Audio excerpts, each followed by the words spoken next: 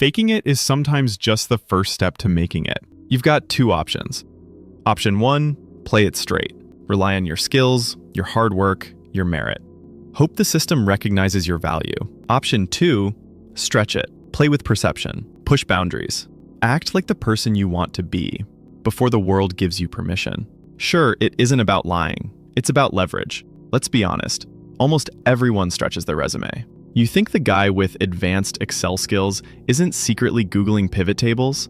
The project manager on LinkedIn who led a team of 12 probably just sent Slack reminders and made a Notion board. But here's the truth. The world plays along. Because people don't follow credentials. They follow confidence. They don't care what paper you hold. They care how you carry yourself.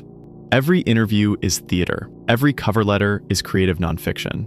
And every job requirement, a wish list, not a checklist. Some people don't just fake it. They weaponize it. Steve Jobs had what they called a reality distortion field. He'd promise products that didn't exist yet. He'd tell engineers to build the impossible, and they did. Why? Because he made them believe it could be done.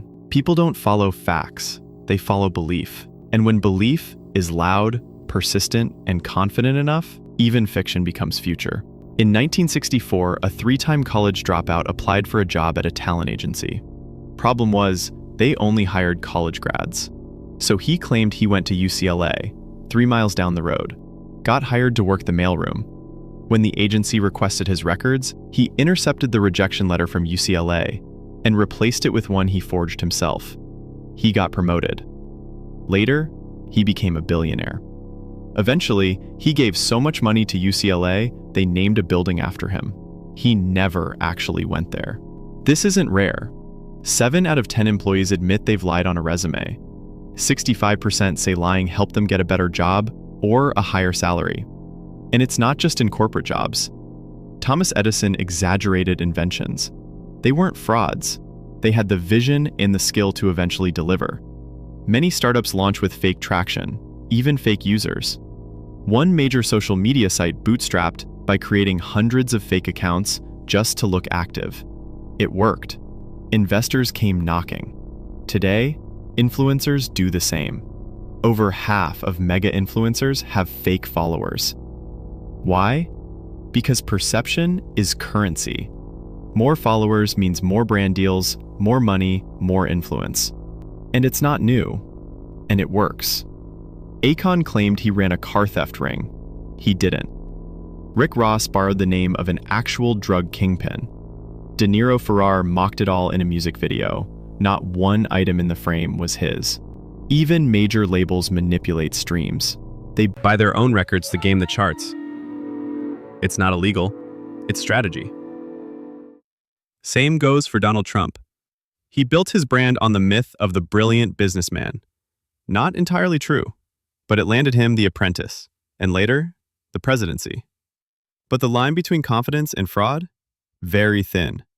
Take Enron.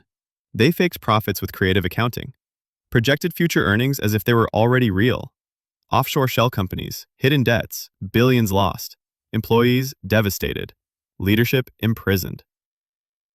Elizabeth Holmes promised revolutionary blood testing, raised billions, faked results, misdiagnosed patients.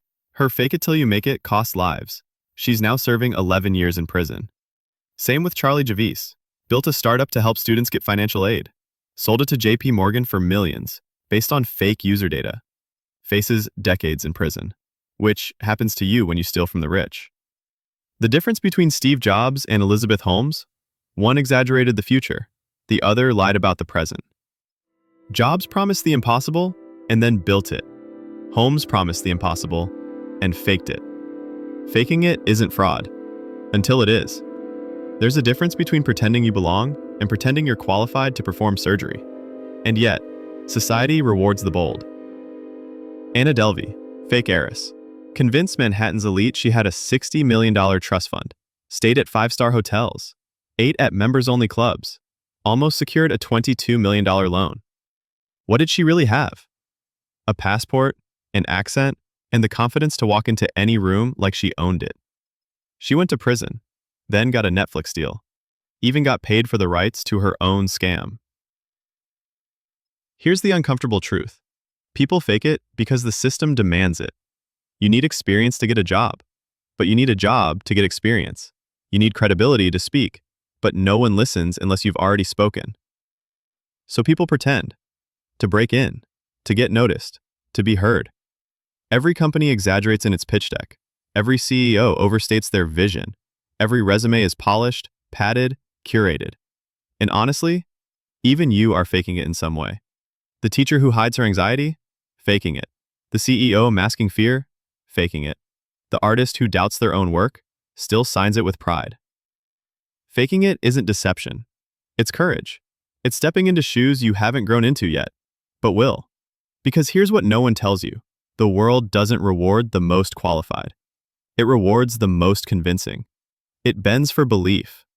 So wear the suit before you get the title. Walk into the room like you belong there. Say we, even if it's just you in your bedroom making content. You don't need to fake everything, just enough to get the door open. After that, you deliver, you grow, you become. Because faking it isn't about staying fake. It's about becoming real, faster. Thanks for watching. Go ahead and watch the video on your screen.